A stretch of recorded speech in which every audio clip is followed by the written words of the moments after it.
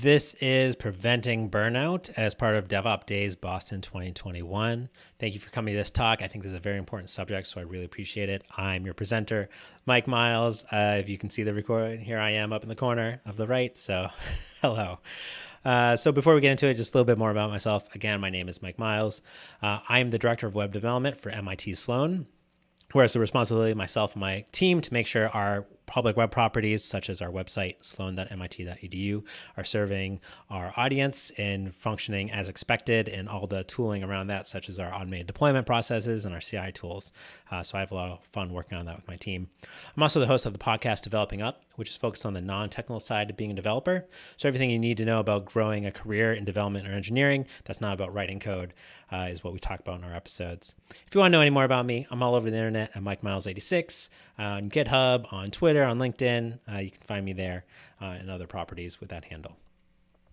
All right, so what we're going to talk about today is burnout and what it is and why it's bad. Now, I'm going to assume that a majority of the audience here have heard the term burnout, and you may be somewhat familiar with what it means, especially if you've been in the world of development or engineering for a while. It's probably likely you've experienced it yourself. And we're going to just break down some of the root causes, some of the effects it has on teams, on individuals, on organizations. And then we're going to break down the different types of burnout, because there's actually more than just one type. There's 3 recognized types, and that's what we're going to talk about today. And for each one, I'm going to talk about some of the effects it has, some of the causes that result in that type of burnout from happening, some of the ways you can treat it when you recognize it is happening in yourself or others, and then ways you can prevent it from happening in the first place, again, in yourself, in your team, in your organization. There's no way to prevent burnout from ever not happening. It's probably going to happen at some point, but by putting in preventative measures, you can stop an escalation point and just make it a more healthier environment for your team and yourself. All right, so when I talk about burnout and that it's bad, what do I mean by that? Well, when somebody is burned out, especially engineers and developers, there's a lot of things that happen and it manifests in a lot of different ways. But I think there are 4 attributes that you can readily recognize that someone exhibits when they are burned out, especially in development. The first one is a sense of dread. When you are burned out, every day feels like a Monday. When you get down and sit at your computer and you start your workday, you don't want to do it. You just can't look forward to taking up another ticket and doing the work. You just hate it. You don't want to do it. You dread going to work. You dread having that one-on-one with your manager because you don't want to talk about the same things again. You don't want to rehash the same issues that are going on, or talking to your team, or having a retrospective or whatnot. You dread doing all of it, and you just want the day to be over. Related to that is this feeling of exhaustion. And there are times to be exhausted for very valid reasons, but when you are exhausted every day just from simply writing code or doing work at your computer, and you want to shut it down and then go crawl into bed, or just veg out and watch TV, or go through social media, or scroll TikTok or Instagram or whatnot, and you can't handle anything else, that's very bad, because there's a lot of other responsibilities you probably have in your life, a lot of aspects of your life that you probably want to be engaged in, that when you're burned out, you just mentally can't handle it. And you just need to shut everything else down, and because and you dread that the next day you're going to have to slog to work again and do it again. There's this feeling of being annoyed and being defensive with every little piece of feedback you receive. This could be a QA fails your ticket, so you're annoyed with their QA feedback. Your stakeholder changes the scope of things or what they expect, and you're annoyed because of all the work you already put into place, and you think it's a personal attack on what you've been doing. You're annoyed with your manager because of what they're telling you or what they're saying changes to the team are coming, and you just can't handle anything, so you get defensive about it. And that throws up barriers between yourself and others that prevents teamwork from happening in an engineering team, for example, because no one wants to talk with you because you just snap back at them. And then there's this feeling of being dazed. It's that monotony of every day doing the same thing. You're sitting down at your computer, you're making the right LEDs turn the right color at the right times, you're shutting it down, you're going to bed, you're waking up, you're rinsing and repeating every day. You're stuck in a rut and you just don't know what to do about it. The problem with this, and when you're burned out and when you experience these things, is that they prevent you from being the best version of yourself, the best engineer or developer you can be. because you're no longer able to take on those complex challenges. You're not looking forward to solving those problems. And every engineer and developer I've ever interacted with, at the root of it, they are problem solvers. They are puzzlers. You want to solve complex things. You want to build really cool stuff. And when you're burned out, you can't. You can only just get through the daily things. You barely sometimes do that. And it just prevents you and your team from accomplishing great things and from being the best version and representing the best version of yourself. And this has a domino effect, because if you're burned out as an engineer and you can't handle all the tasks, you can't rise up to solve all the challenges you're expected to, they don't go away. Someone else has to take on that work. And so what's going to happen is other people on your team, either consciously or unconsciously, are going to take on those additional burdens. And that problem is that they already have a full workload. So if they have to take on the work that you can't handle, or if you have to take on the work of another developer who's been burned out, all of a sudden there's a higher probability that you're going to be burned out, or that those people who are taking on those other tasks are going to get burned out. And that kind of escalates, because then they get burned out, so the people around them have to take on additional work and additional challenges and responsibilities, and then people above them. And so before you know it, it goes from one individual to a whole team, or from a whole team to the whole personal circle of family and friends involved with that, because the people are burned out, and it just affects not just work, but life as well. And that's very bad, because fire likes to spread. Burnout is just like that. It likes to spread.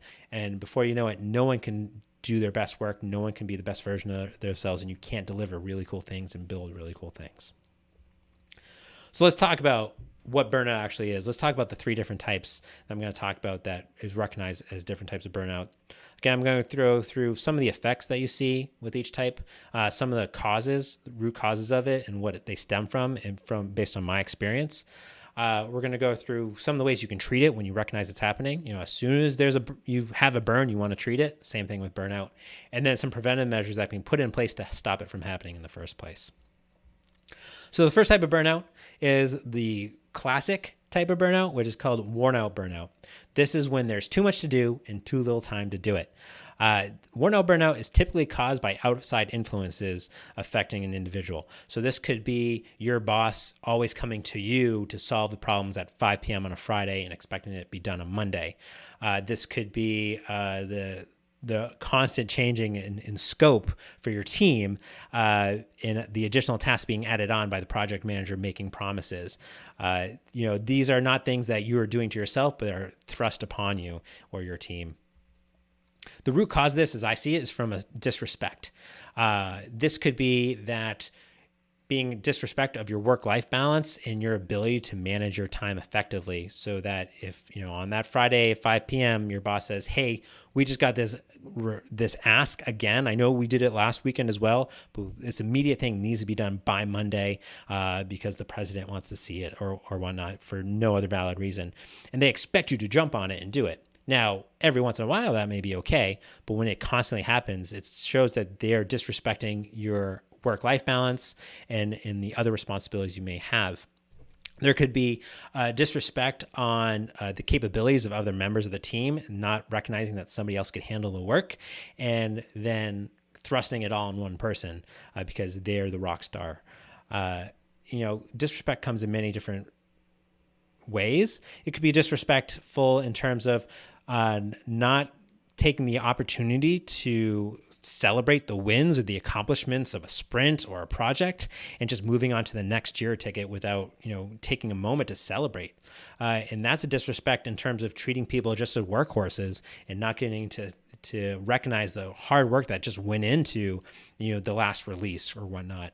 And that demotivates people because they just feel like they're just going to get more work. So why should they keep taking more on? The way to treat this is to offer encouragement in a number of different ways. This could be as yourself. If you are given another tough challenge, again, I'm going to use that 5 p.m. on a Friday by your boss. It's not to rally behind yourself and say, I can do this. No problem. I have a lot of stuff to do on the weekend, but I'm going to get it done.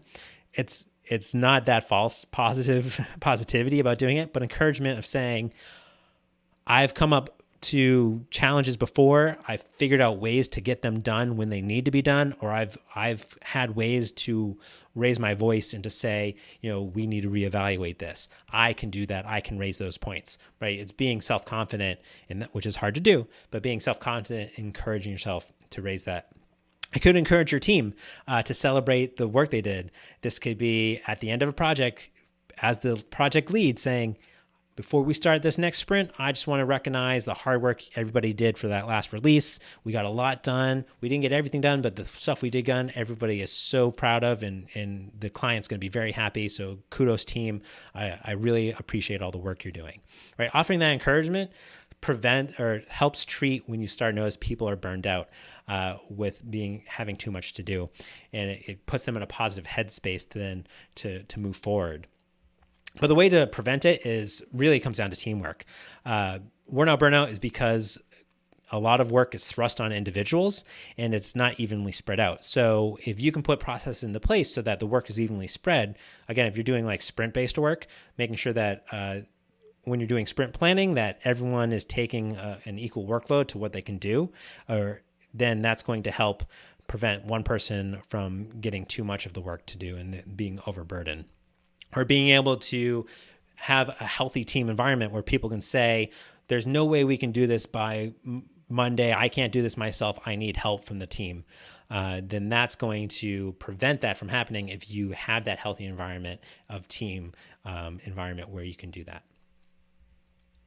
The next type of burnout is known as frenetic burnout, and where burnout is from outside influences putting work and pressure on an individual. Frenetic burnout comes from within. This is where someone takes on more and more and more and more and more responsibilities than they could reasonably handle. There's a lot of root causes for this. The one I've recognized is mistrust in a number of different ways. Now, if you ever heard the term imposter syndrome, this is prevalent across many industries, but in the terms of engineering development, this is when a developer feels like where they are in their career or in their position in their team is not because of the skills or capabilities they have, it's because of dumb luck. And that they're going to be caught and they're going to be found out to be an imposter, that they don't know what they're doing. So one of the ways people deal with this that I've seen in the past, and I've been guilty of this myself, is by taking on way too many responsibilities, thinking if I keep taking on work, they're not going to be able to see that I don't know what I'm doing because they're going to see all the little things I am doing. The problem with that is that you take on too much and you kind of become a self-fulfilling prophecy, because then you take on more work than you can actually do and things aren't going to get done. And all of a sudden people are going to recognize that you can't do everything you're promising. And so, you kind of then do feel like an imposter. There could be mistrust if, lead people on a project don't trust other members of the team to get work done. It could be the lead developer could say we need to reconfigure the Jenkins server. Megan's never done that before though, so I'm going to do it. I'm not going to give it to her to try to do it. I'll just take it on myself. And when lead developers do that, they take on a lot of responsibility because either they mistrust the capabilities of their team or they mistrust their ability to help educate their team to grow and do the work themselves. So you take on more instead of trusting others to do it. The way to treat this is to develop a plan. If you wake up in the morning full of dread because of your laundry list of items you need accomplished because you've overpromised what you can do for the sprint or for your release, write it all down, prioritize it all with whatever priority method you want to use. For me, I use the numbers 0 through 3, 0 being the most important. And then anything that's the lowest priority, get rid of it. And I don't mean stick it under the rug, throw it in the trash, put it back in the backlog. I mean, develop a plan for when that can get done. Talk to your team.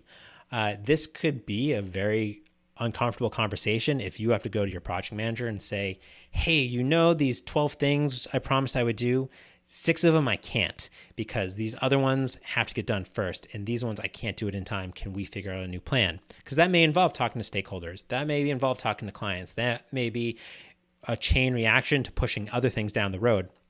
But by developing that plan, you get to work with others to figure out what is the highest priority thing to work on.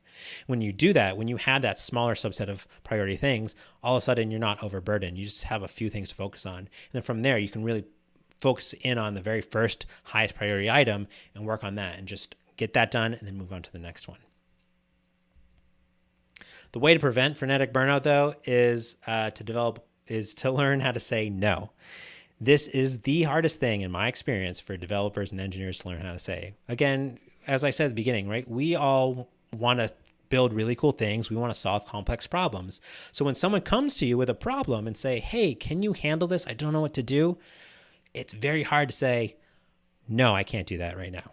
You want to say, yeah, I can do it. I can take it on. I'm clever. I'm smart. Let me try to do it. Who cares about that? I already have 50 gazillion things I have to do. I want to learn how to do this too. This, again, going back to imposter syndrome, where people are afraid to say no because they don't want to be caught.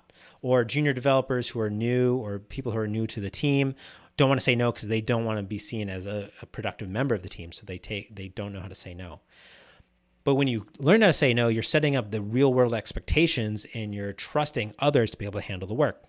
When your boss comes to you and says, hey, we need this done by 5 p.m. today, you can say, I want to be able to do this. I recognize we need to get done, but I can't because I have these 5 other things that are higher priority. Can we figure out who else on the team can take this on? You're not just shutting them down, but you're not saying yes that you'll take it. You're leveraging the other resources you have to do that work or to help figure out what else needs to be reprioritized so that it can make room for you to do that. So learning how to say no is the way to prevent frenetic burnout. And if everyone on your team can say it, then that's even better. I would love to have a team, and it's always the best when you have a team where everyone can recognize to say no, so you can figure out a team plan honestly on what to do and how to prioritize your tasks. The third type of burnout that is most commonly seen, and I think this is the one that is usually the least to be called out because people don't recognize it, is under-challenged. Now, where frenetic burnout is about taking on way too much work, under-challenged is the complete opposite. It's when you have so little to do, so little challenges that don't just test your skills, your capabilities, that you're just so bored with the work. The problem with this is then you feel disengaged. You don't care about the quality of the work you're doing. You don't care about the mission you're working on. You don't care about the problems you're solving. So you are going to be lazy. You're going to be lackluster with the work you do. And you may not be fulfilled with what you're doing or with the type of career you have. So this is a very silent type of burnout, but it happens a lot. The root cause of under-challenge, though, comes from a sense of emptiness, as I just alluded to. When you are under-challenged for a long stretch of time, then all of a sudden you feel like, you're not being valued, you're not being utilized. You start not caring about the type of work you're doing. And this sense of emptiness can come from, maybe you've gotten so good at one niche of your project, of your company's infrastructure and your team's capabilities that you're always given the same task. Like, Gene is the person to be writing Docker Compose files because he knows what to do. Kevin does Kubernetes, so we're always going to give him all the Kubernetes work. After a while, it gets boring when you're doing the same thing over and over again. Emptiness could come in terms of if you're working in client-based work, there are ebbs and flows of when clients have budget and when they don't. And there are times in the year when there's not a budget available, so it's hard to find work for people to do. So they get bored and they get under-challenged. These root causes, this emptiness, then leads people to wander and not feel like, again, they're being valued. The way to treat this, though, is to take control of the situation. There's a saying out there that we control 50% of what the world throws at us. Not that you control the situation you're put in, but you can control how you react to it. So I think if you're feeling under-challenged, or if you recognize your team is under-challenged, take control and figure out how can you change things up to make a challenge. So if you're given that for the 50th time, you're asked to set up, some security log monitoring system, and you know how to do that from the back of your hand, you don't even have to look at the keyboard to type out the commands you need. Is there a different way you could do it? Are there different environments you can work in? Is there other ways to challenge yourself to do the same task? Is this the opportunity for you to learn how to do all your work in Vim, for example? That will keep you very challenged, let me tell you. Taking control of the situation means you can change out how you're doing the same task. This could be that there are opportunities where, because there's a lull in the work, for your team to evaluate, hey, can we automate the Slack messages so that we get feedback when the server goes down, so that we don't have to constantly monitor it ourselves? Like, are there other ways of approaching the same problem in a new way, and focus on those toolings and the things around it, and do it that way to kind of what do I want to say there? How to make it more engaging for the team or for yourself. But the way to prevent under challenge burnout is by setting goals. And usually when you talk about professional goals in engineering development crowd, eyes roll, right? No one likes to spend time writing professional goals. I mean, I do, but not a lot of people do.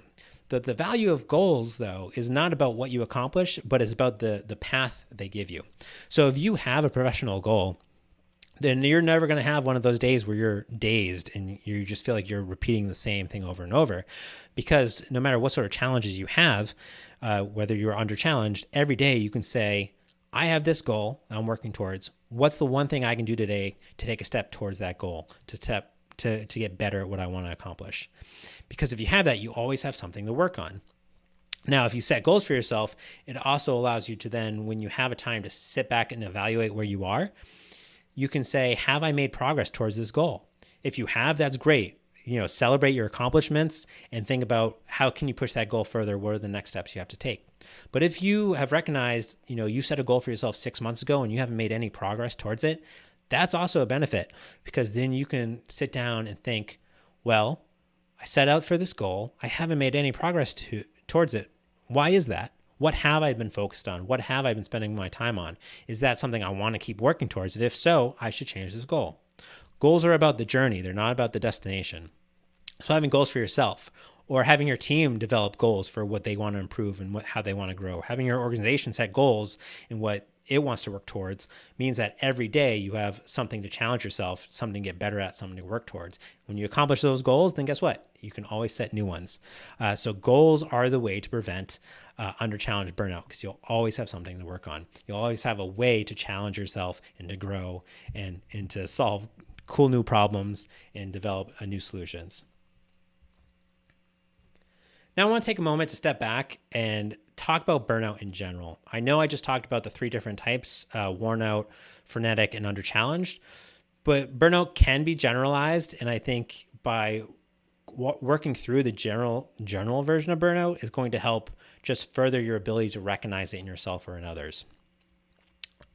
The root cause I've seen for all types of burnout, for all these 3 different types, is stress. And I'm going to venture a guess that a lot of us here in the last year and a half have felt a lot of stress, whether that because our organization had to pivot really quickly to like a working home situation, or, for other outside factors, for just stress just from the whole global situation and how we've had to deal with it as a society.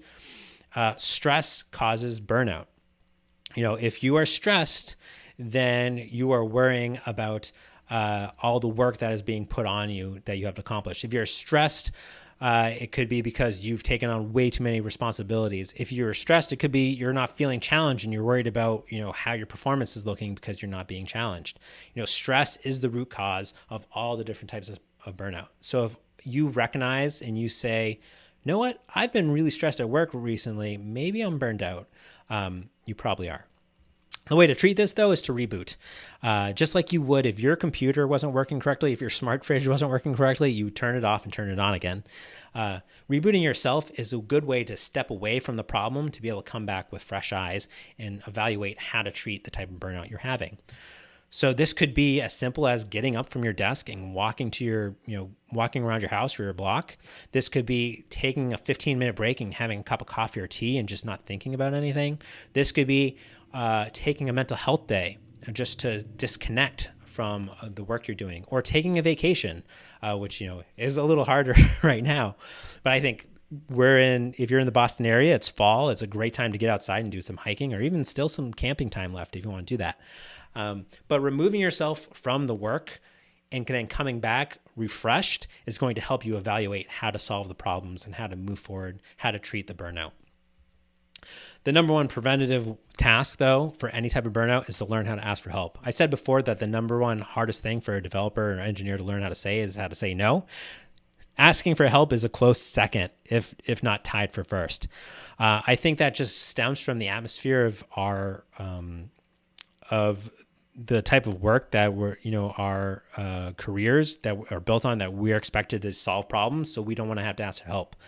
But in our industry, if we get better at recognizing asking for help is a healthy thing, I think that's going to help us, because as soon as you learn how to ask for help proactively, you remove a lot of those things that cause burnout. You remove getting worn out because you are taking on too many tasks that are given to you. You remove that frenetic burnout because you can ask for help when you have too many tasks to take on, or you can ask for help when you are under challenge and you need something new to work on. You can ask for help for that. So learning how to ask for help is going to prevent a lot of the burnout, and being comfortable asking for help and not seeing it as a weakness, but as a strength, because then you're asking your team to dive in. You're asking your manager to help you. You're asking your organization to recognize that something needs to change, and that what's going on is not sustainable. That's going to help the bottom line. That's going to help produce your work. That's going to help get things done. It's going to prevent the burnout. So asking for help is the number one thing to do to prevent any type of burnout in engineering and development culture. Okay, so that was a lot. And let's just recap what I've talked about today. Because again, I think burnout is a very important subject, and I hope it's something that through this talk, all of you have recognized that it's something not to be brushed aside, but that you should pay attention to. Because when a developer and engineer is burned out, when you are burned out, that prevents you from being your best, from solving the best problems you can, from developing really cool things, and from building really cool automated tools. You just don't have the energy or the capability to take that on. Burnout has many forms and causes, right? There's worn out burnout that comes from disrespect and what that might cause for your time and your work-life balance. Frenetic burnout comes from mistrust in yourself or others. Under challenge burnout, a sense of emptiness and not caring about the work you're doing, or just in general, burnout is coming from stress. And just like a real burn, a physical burn, you want to treat it as soon as you recognize it's happening. If you have to ask yourself, say, hey, am I burned out? The answer probably is yes. You wouldn't ask it if you weren't burned out. So treat it, with worn out, treat and encourage that it can get things done. Frenetic, develop a plan to solve the things. Under challenge, take control of the situation, figure out a new way to do the work. And for any type of burnout, just take a moment to reboot, to step away from the problem before you come back to try to solve it. And then ideally, you and your team are working towards preventing burnout from happening in the first place. Worn out burnout, learn how to leverage teamwork to spread the load. Frenetic burnout, learn how to say no when you can't take on more work and you really can't take it on.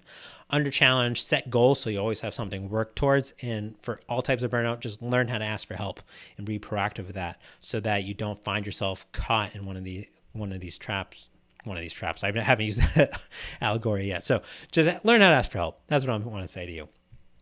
So with that, that's what I have for you today. I have an annotated version of this presentation slides for you at bit.ly/DODB21burn. So please check that out if you want to look at what we've talked about today.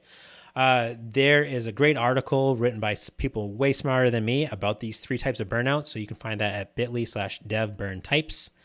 There's a quiz you can take online to see if you are burned out, what type you are, and how far you are burned out. So you can go that at bit.ly/devburnTest. Finally, I mentioned I have a podcast focused on the non-technical side of being a developer. Episode 3 of season 1, we actually talk about how to treat and prevent burnout. So you can find that at developingup.com/3. That's what I have. Again, I want to thank you for taking time to listen to this important subject. If you want to reach out to me, you can find me all over the internet, Mike Miles 86. I want to thank you, the organizers, for putting on DevOpsDays Boston 2021. It was one of my fun conferences I like to go to as a Boston area developer. So thank you for having me, and I look forward to talking to everybody with the Q&A portion of this. Yeah, that's it. Ask for help. That's what I say.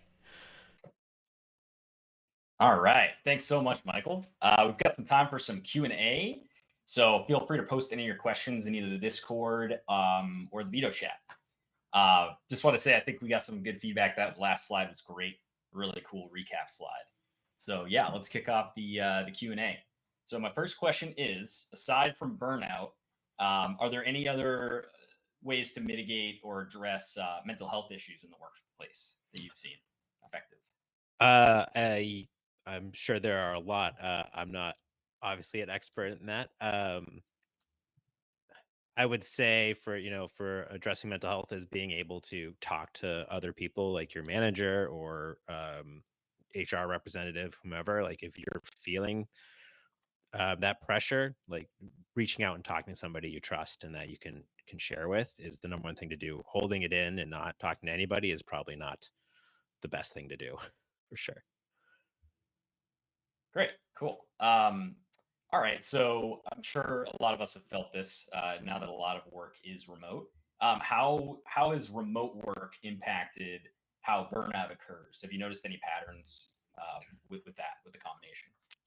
What I've noticed from other developers I've talked to and engineers I've talked to, I think it's become harder to recognize burnout in others.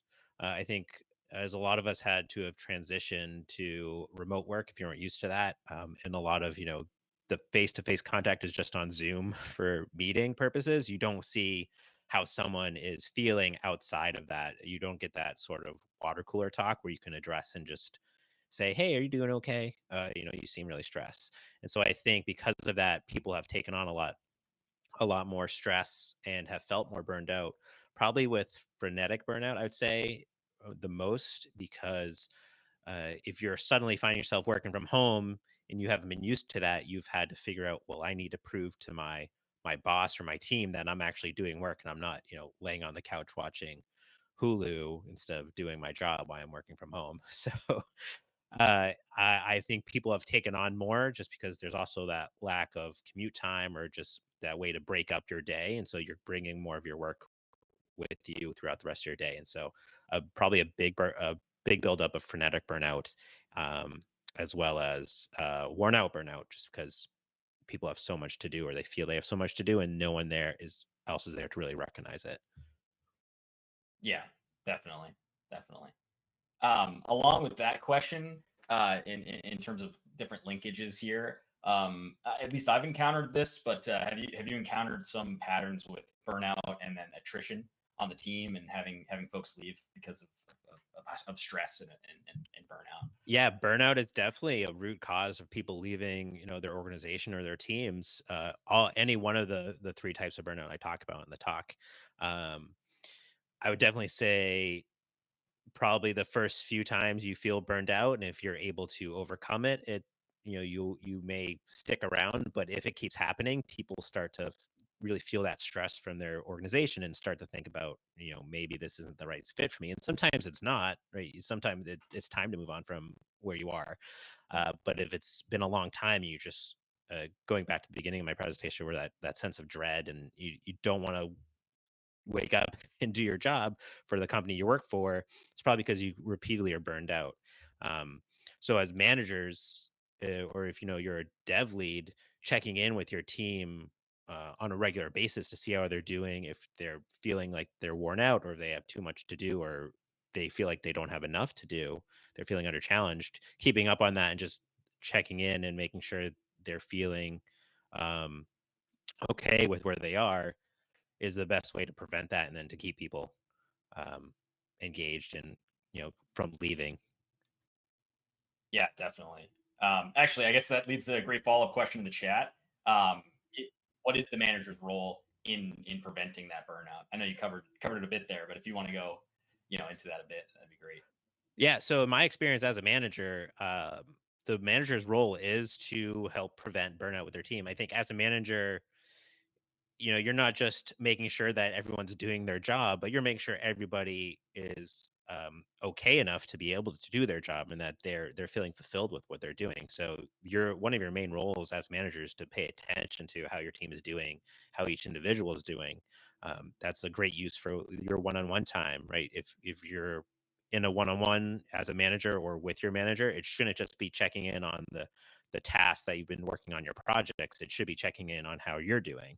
um, and so that's your role as a manager, is to make sure you understand how everyone on your team is doing, how they're feeling, and where they may be burned out, so you can help prevent it, or you employ the practices to prevent it from happening in the first place by making sure everyone recognizes they need to ask for help, or using teamwork to spread the load for work and making sure people have goals so they always have something to work on.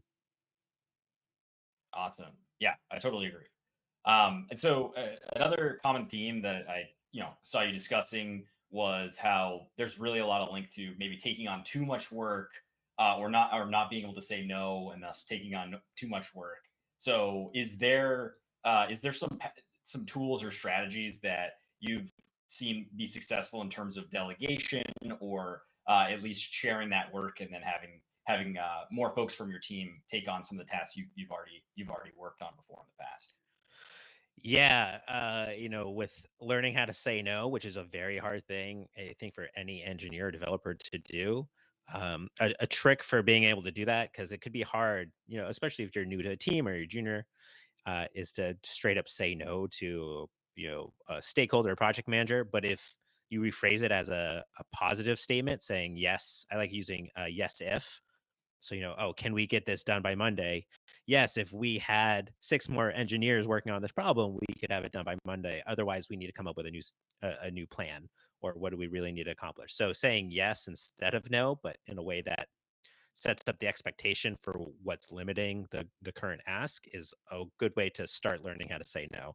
Um, Especially if you do it in front of the team, with everyone around, you say, yes, if we can have 3 other people help solve this problem, is there anyone else on the team who can take this on? That's a good way to get other people involved and then help spread that load throughout the team. And then it saves you from just saying, yeah, I'll do it, and adding it to your list and then feeling stressed out. Yeah, definitely, definitely. Okay, so say I follow all of this advice. I've said no or not yet. I've asked for help, and things are just still going crazy here. Is there an epic hammer of doom that I could slam into this? Is it I'm going to take PTO, or is it something along those lines? I mean, what have you Definitely. seen?